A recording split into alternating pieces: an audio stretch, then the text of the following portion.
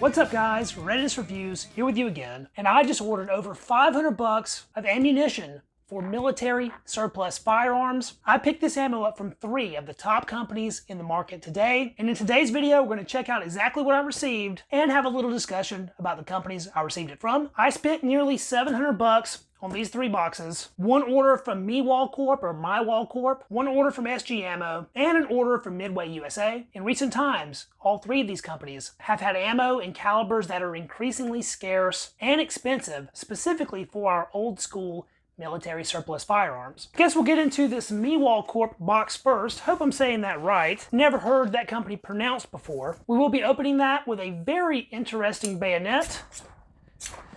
It's a little guy with questionable build quality. If you know what bayonet this is, drop it down in the comments. Miwall Corp is a company that I've ordered from several times in the past, and I've always had a very positive experience. Fast shipping, fair prices, and usually a pretty darn good selection. Back a couple years ago, I got a screaming deal on M1 carbine ammo from them. So check that out. They have individually wrapped all the boxes to protect against moisture. They included some cardboard packing material. Believe it or not, that little stack is 250 bucks worth of ammo. Let's get to unwrapping here. Firstly, I picked up what looks like an older box of PPU 7mm Mauser. These came in at $1 a shot. A box of Norma 95 grain 380 auto. There's so much of this plastic, I'm just gonna cut through it. I've ran through a lot of my Japanese ammo stash recently, so I figured I'd restock a little bit with a 20 round box of Norma's 7.7 Japanese, 174 grain. At gun shows, I've seen these going for 50 plus a box, but this one wasn't too bad at about 36. I've been dangerously low on 303 British recently, so I picked up a couple boxes here of my standard 303 chambering. That is PPU's 150 grain soft point. Now these soft points are boat tail, meaning that the bullet is tapered at the end. PPU also loads a 150 grain soft point that's not a boat tail. Depending on your specific Lee-Enfield rifle, a non-boat tail loading may shoot way better than a boat tail bullet does, so that's something to keep in mind. I was super excited to see that Remington UMC is finally back in the ammo game. There's been a ton of hoopla around that company for years now, but I'm very happy to see Remington back at it and loading less common cartridges to boot. This is a box of 303 British, a 174 grain full metal jacket. This box is crisp and clean. Seems like it's straight off the assembly line. They load that in a little plastic organizer, and there is our round, very pointy, good looking crimp on that. There's that head stamp, RP 303 British. These cases are brand new, but they're not the prettiest I've ever seen. I am very curious to see how well this Remington UMC performs though. As they say, it is loaded in the USA by American workers, so I would hope that it has really nice quality control. The reason I picked up this one specifically was not only to try out Remington UMC, but also because they have a 174 grain loading. So for my rifles that might not perform that well with the 150s, it gives me another ammo option to see if I can get better performance out of them. Miwall's PPU 303 British was about $1.20 a round.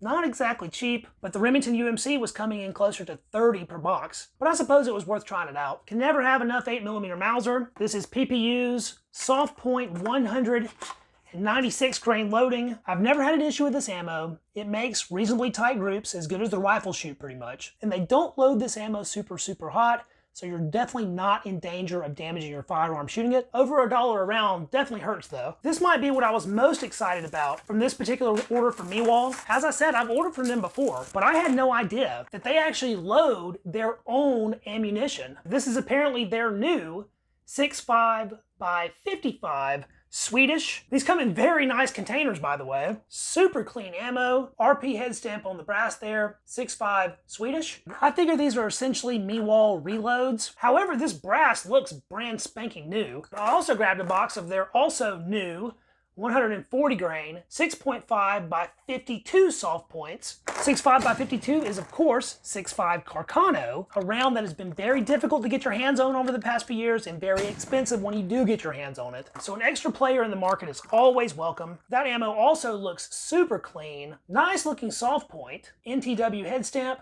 6.5 by 52, and I found it interesting that this is a 140 grain loading. 140 grains is pretty non-standard for 6.5 Carcano, so I'm looking forward to seeing if this performs any differently than a factory load like PPU. 20 rounds of 6.5 Carcano was about 30. The 6.5 Swede was more like 22, so a bit more reasonable. So here we are in 2024, where 9 boxes of ammo set you back 250 smackers, and I spent just about the same at SGAmmo, which is what this box is. Now, everybody in the Milsurp community knows SGAmmo. They have been around for a good long while, and they've always been considered a solid, reliable company with fair prices on bulk orders. Looks like they're using packing peanuts, my favorite.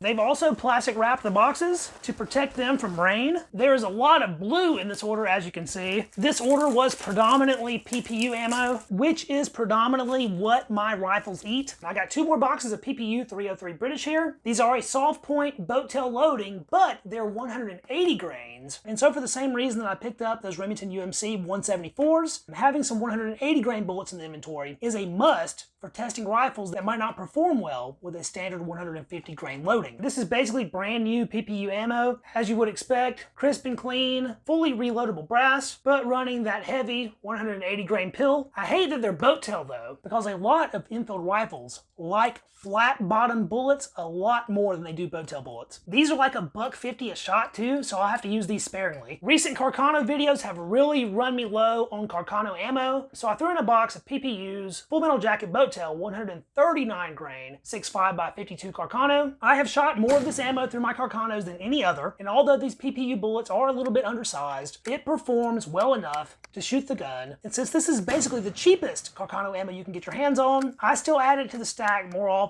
than anything else. Snagged a box of Cellar and Bellet 6.5 by 55 Swedish, 140 grains, brand new factory loaded ammo, S&B head stamp brass, and I picked up this factory load from S&B to compare directly against the Miwall Corp 140 grain soft points that we talked about earlier. It's rare for Milsurp rifle ammo these days, but this one actually came in under 20 smackers. Coming up pretty soon, we're going to be doing a fair amount of French rifle shooting here on the channel, so I really needed to top off my stash of 7.5 by 54 French. I picked up 2 boxes of Full Metal Jacket 139 grain PPU, fresh, clean, factory loads as usual. This is the round that the French MAS 36 shoots, along with the MAS 4956, MAS 49, and those other MAS variants. This 7.5 French comes in at a whopping $35 a box. So every time you pull the trigger, you gotta make it count. And the last item from SGAmmo, a singular box of 7.65 by 53 Argentine. Full Metal Jacket, boat tail, 174 grain. This 7.65 Argentine was $1.50 a round, but since I was already making an order, figured it wasn't a bad idea to pick up an extra box just in case. Our last box here was from Midway USA. Those guys have been around forever, but I haven't actually made an order from them in a very long time. This was one of those spur of the moment decisions. I had already made these 2 other orders that we just went over, but Midway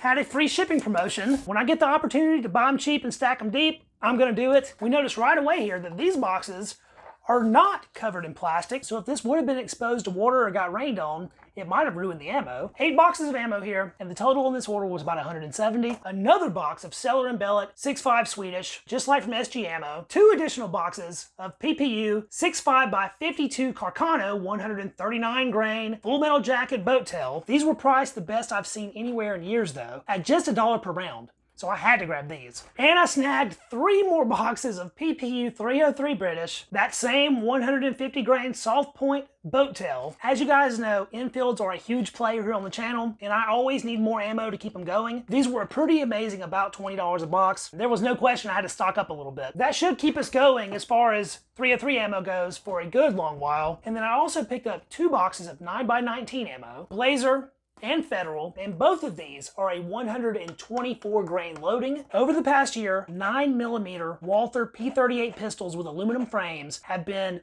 very popular on the surplus market. They have been abundant and affordable. I just put out a full-length review of my example of one of these post-war pistols. I'll link that for you right up here if you want to check that out. In that video, I discussed my particular handgun shooting extremely high with 115 grain 9mm ammo. 115 grain ammo is primarily what I store, but I've heard that those German handguns were originally zeroed for 124 grain 9mm ammo, and apparently 124 grain ammo will give you a more true point of impact. So I picked up these 2 boxes to try 2 different types. These came in at about 16 apiece, which is certainly more than what I paid for the majority of my 115 grain, but no doubt it'll be worth it if my P38 does perform better with this ammo. Between these 3 companies, Miwall Corporation, SGAmmo, and Midway USA, I'm not sure there's a clear winner. When buying ammunition, especially really expensive ammunition for old school Milsurp firearms, it's best to just capitalize on a sale when you can get it. PPU especially is cyclical. They load a bunch of ammo in Serbia. It makes its way to the US. It goes to all the companies and distributors. Everyone buys it up, and it can be months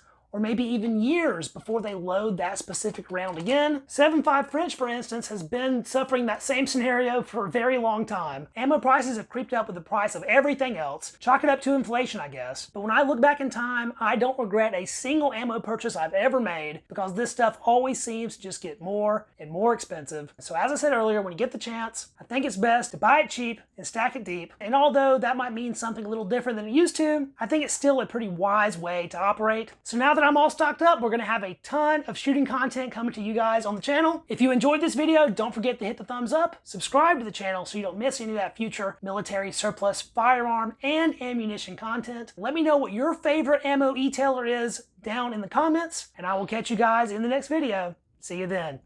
Peace.